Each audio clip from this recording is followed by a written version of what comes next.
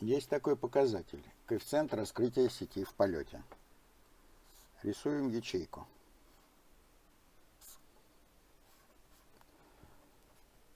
Где А – сторона ячейки, Б – ширина раскрытия ячейки, и H – высота ячейки.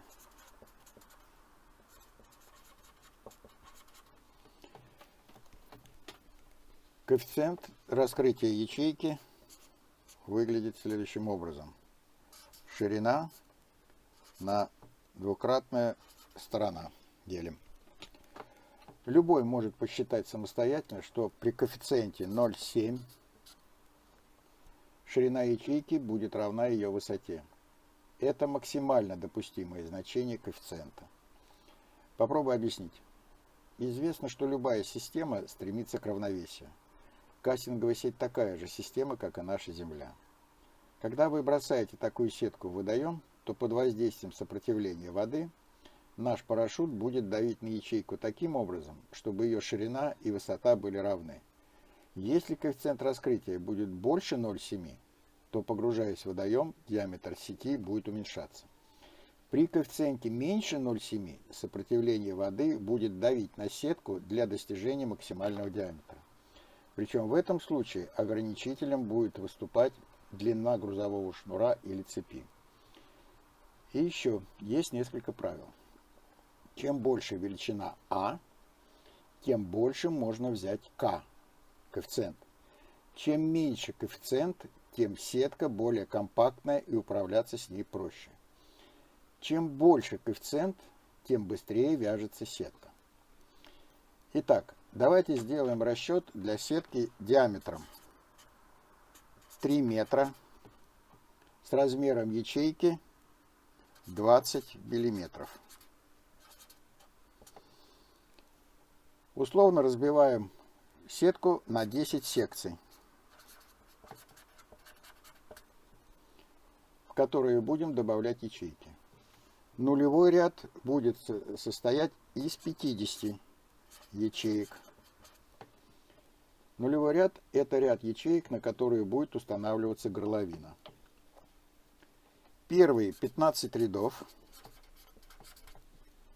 будем вязать без добавления ячеек. Это так называемый чулок или стакан. Кому интересно, может самостоятельно поискать в интернете, для чего он нужен. Берем максимальное значение коэффициента 0,7. Тогда ширина ячейки будет равна вот так. 28 миллиметров. Считаем, сколько ячеек будет в последнем ряду при заявленном диаметре 3 метра.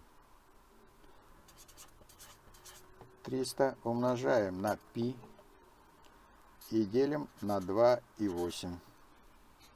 Получаем 336,6 штук. Не очень красиво. Окей. Возьмем коэффициент.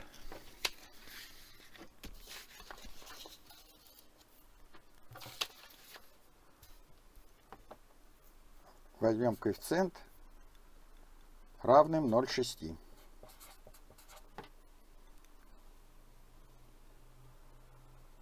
Считаем.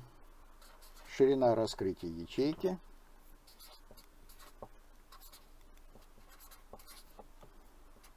будет равна 24 миллиметра.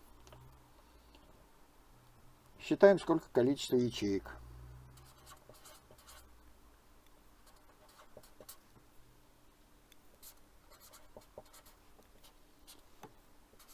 392,7 ячеек. Тоже не очень. У нас 10 секций. Количество ячеек должно заканчиваться на 0 и быть больше, чем 336,6 штук. Попробуем взять 340 ячеек в последнем ряду. Тогда ширина ячейки будет диаметр, умножаем на π, делим на 340 ячеек в последнем ряду, получаем ширину ячейки 2,77 сантиметра. А коэффициент в этом случае будет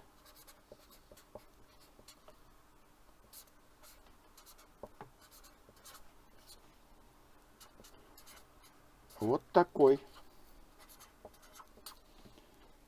Окей, подходит. Цифра 27,7 миллиметра нам еще понадобится для подбора груза.